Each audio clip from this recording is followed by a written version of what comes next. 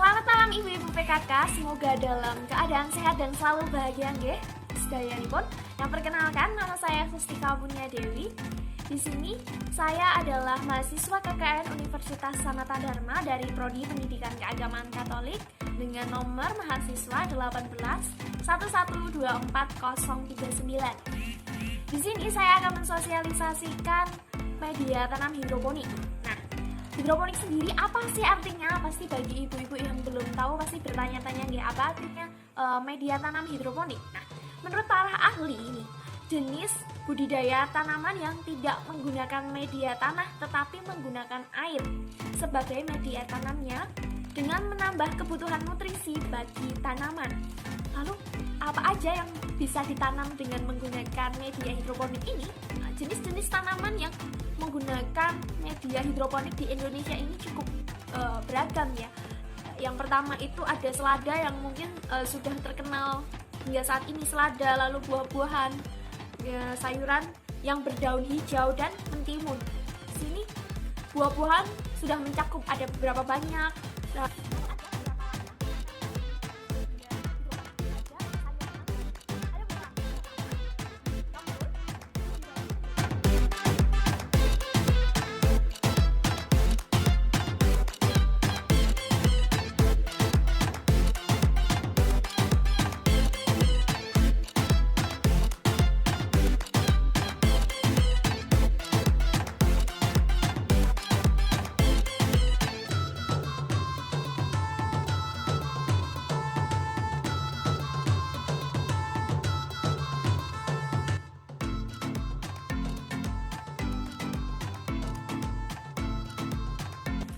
Nah, ibu-ibu sekalian, bagaimana dengan pemaparan saya tadi? Bila ada yang perlu ditanyakan, silahkan ditanyakan di kolom komentar. Nah, apa agenda kita besok? Agenda kita besok adalah menanam sayur kangkung dan sayur bayam menggunakan media hidroponik yang sudah saya jelaskan tadi. Jadi, ikuti video selanjutnya agar ada cara tutorial penanaman sayur kangkung dan sayur bayam menggunakan media hidroponik. Nah, kurang lebihnya saya mohon maaf. Terima kasih. Sampai jumpa besok. Dah. Selamat siang ibu-ibu PKK Dukuh Cambean. Bagaimana kabarnya? Ya, semoga semuanya dalam keadaan sehat dan selalu bahagia guys, saya Rukun. Nah, setelah pemaparan sosialisasi yang saya adakan kemarin, apakah sudah paham semuanya? Nah, tentunya semoga semua sudah paham, dan apakah ibu-ibu sekalian sudah siap untuk melakukan eksekusi praktek penanaman menggunakan media hidroponik pada sayur kangkung dan sayur bayam pada siang hari ini? Ya, saya harap semuanya sudah siap dan sangat antusias sekali. Saya juga senang mendengarnya. Nah, kita akan mempraktekannya. Nah, perlu kita persiapkan alat dan bahan untuk penanaman hidroponik pada sayur kangkung. Di sini yang sudah di hadapan kita.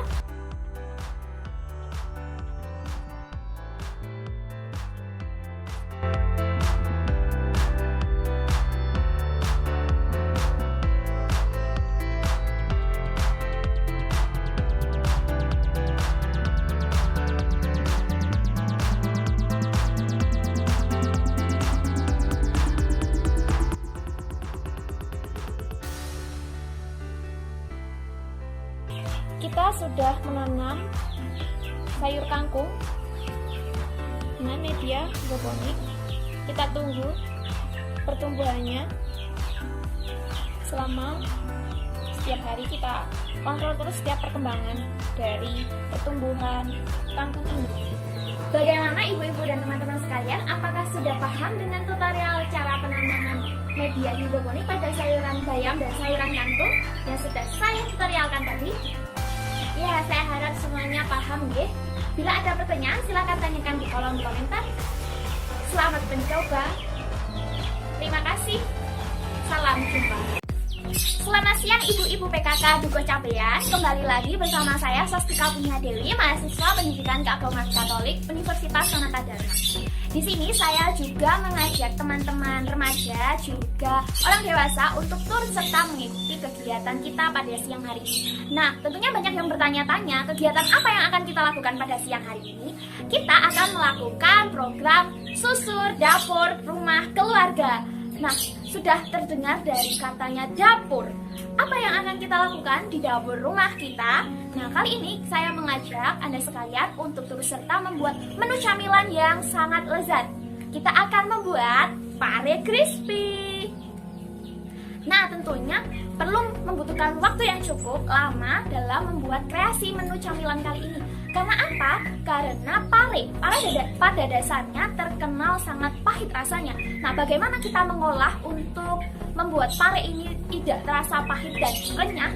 Nah, kali ini saya akan membuat tutorial cara memasak pare crispy. Untuk itu, mari kita lihat.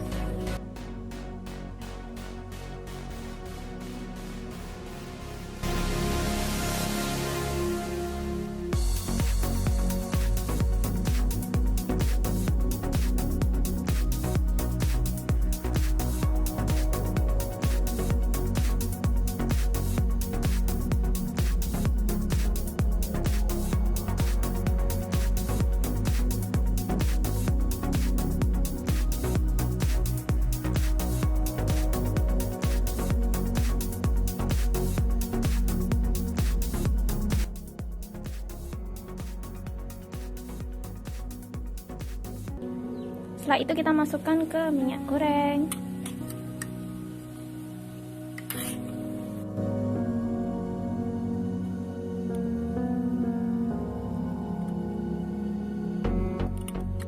Nah, di hadapan kita sudah ada pare crispy yang sudah matang dan siap untuk dikonsumsi menjadi camilan untuk menemani kita sambil bersantai di rumah saja.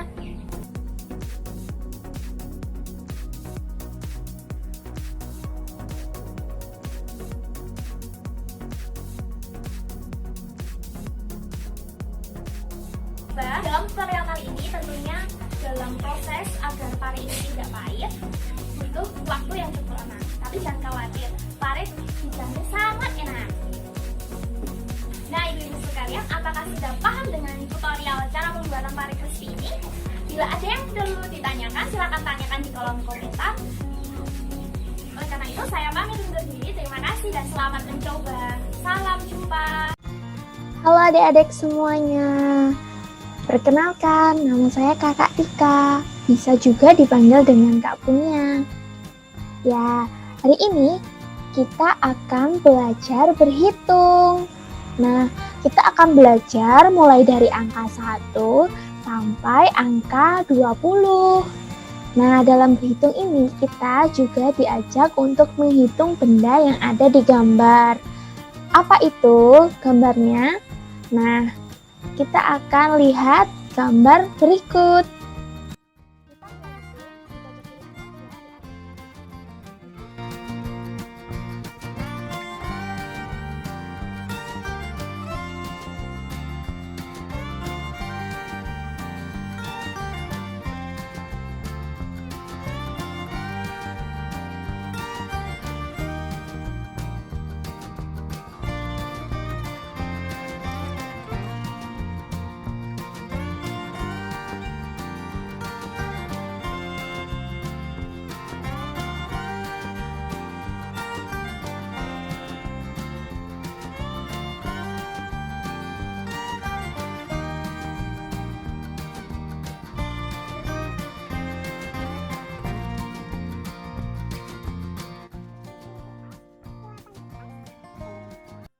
"20.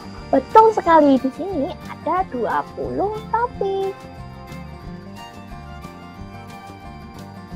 Nah, adik-adik semua, bagaimana? Apakah sudah bisa belajar membaca dan berhitung angka 1 sampai angka 20? Nah, kalau adik-adik semua mau belajar berhitung lagi, kita bisa mulai menonton dari awal sampai akhir. Nah, bagaimana? Senang tidak belajar berhitung? Ya, kakak juga senang bisa belajar berhitung bersama adik-adik semua. Nah, tapi kita bisa bertemu di pekan depan. Salam jumpa adik-adik, semangat belajar. Dah. Halo adik-adik semua, kembali lagi dengan saya, Kak Tika atau biasa juga dipanggil dengan Kak Punia. Nah, kali ini kita akan belajar penjumlahan dan juga pengurangan. Kemarin kita sudah belajar berhitung angka 1 sampai angka 20. Sekarang kita akan belajar cara mengurangi dan juga menjumlahkan angka yang sudah kita pelajari bersama-sama kemarin. Nah, untuk itu saya akan memberi tips kepada adik-adik semua cara berhitung dengan menggunakan jari tanpa menggunakan alat bantu. Biasanya alat bantu ini berupa kalkulator atau juga sempoa.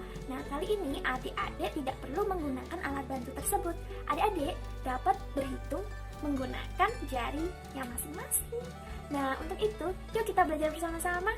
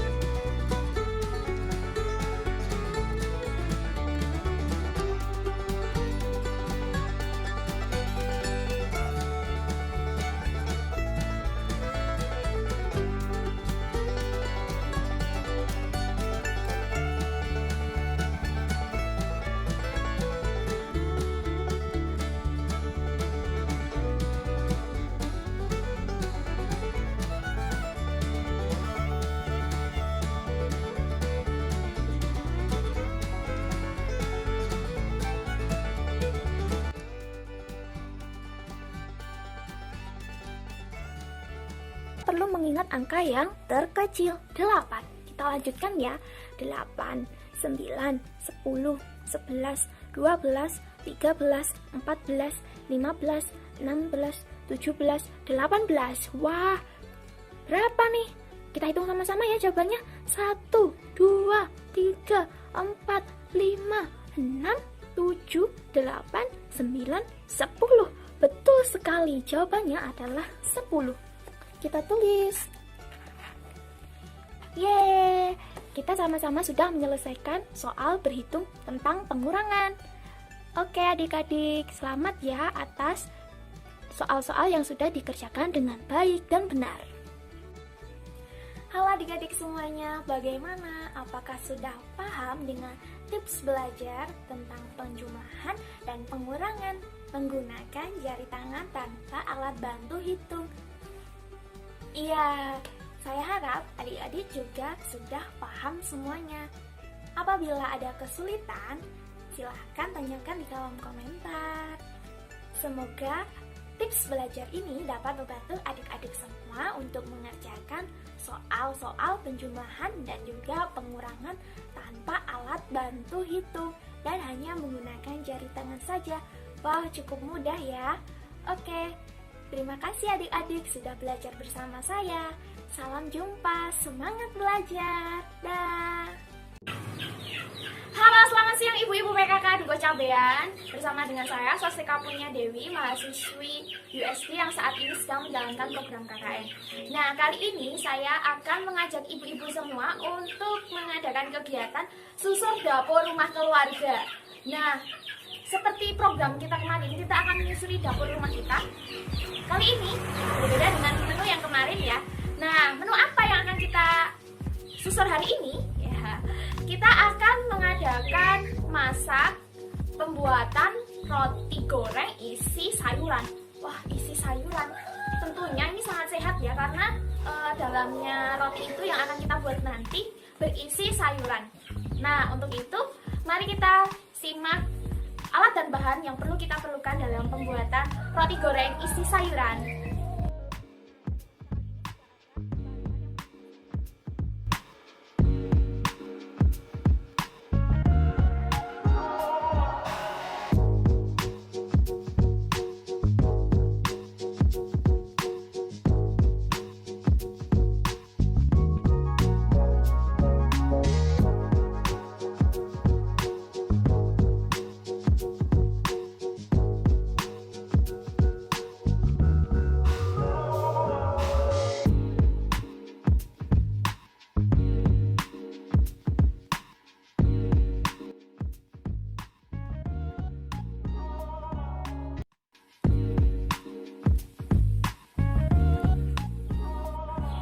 Nah, di hadapan kita sudah ada roti goreng isi sayuran. Di sini rotinya saya potong menjadi 2 bagian membentuk segitiga. Ibu dan teman-teman muda sekalian juga dapat melakukan hal yang sama, dipotong jadi 2 bagian membentuk segitiga, ataupun bisa tetap utuhan seperti saat menggoreng tadi. Sesuai selera saja masing-masing bagaimana. Ini adalah isi sayuran.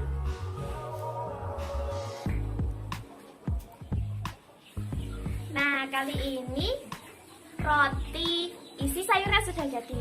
Nah, untuk testimoni saya akan mencicipi roti isi sayuran ini. Bagaimana ya rasanya? Saya penasaran. Pasti ibu-ibu dan teman-teman muda sekalian juga penasaran kan bagaimana rasanya?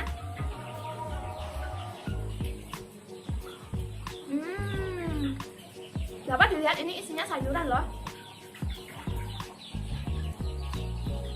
Untuk saat ini, sayuran ini rasanya gurih. Lalu juga sangat terasa bumbunya, bumbu halusnya. Ini cocok untuk dicoba sebagai menu camilan kita di rumah saat sedang PPKM darurat ini. Dan ibu-ibu serta teman-teman muda, selamat mencoba dan menikmati. Terima kasih sudah menonton dan menikmati proses pembuatan roti goreng isi sayuran ini. Semoga Anda sekalian dapat mencoba dan menikmatinya dengan semangat tentunya selama menjalani masa PPKM darurat ini. Mari kita bersantai dengan hal-hal yang positif dan melakukan hal-hal yang positif itu pula. Saya Swastika Punya Dewi, terima kasih, salam jumpa, sehat selalu dan selalu bahagia. Hello guys, this is English tutoring. My name is Swastika Punya Dewi. I'm from Catholic Religious Education Study Program. This time, we will learn simple present tense. Okay guys, are you ready? Okay, let's go. What is the simple present tense? It's a tense unit that describes the work of events that are currently happening. This form of tenses use the first form of the verb or verb one in the preparation of the sentence. Dalam bahasa Indonesia artinya adalah suatu bentuk tenses yang menerangkan pekerjaan atau kejadian yang terjadi saat ini. Bentuk tenses ini menggunakan kata kerja bentuk pertama atau verb one dalam penyusunan kalimatnya.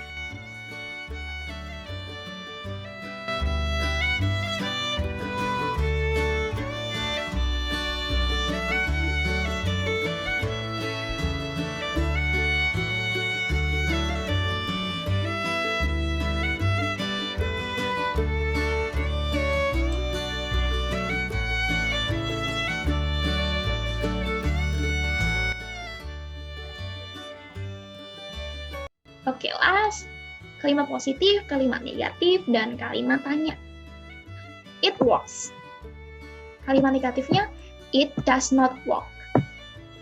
Kalimat tanya. Does it works? Okay, thank you for joining tutoring today.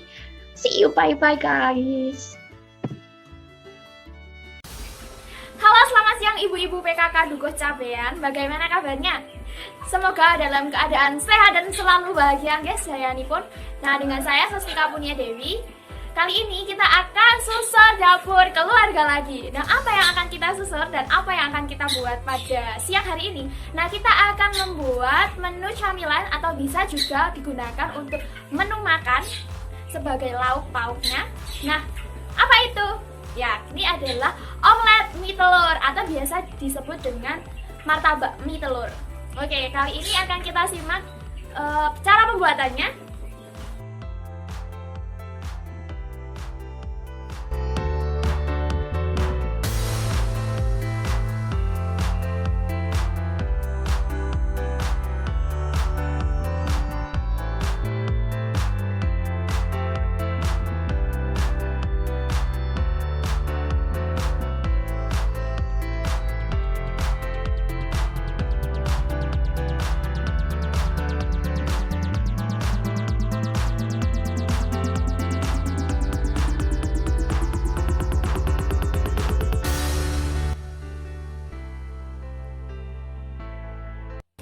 setelah kira-kira semua matang di bagian bawahnya, kemudian kita akan angkat.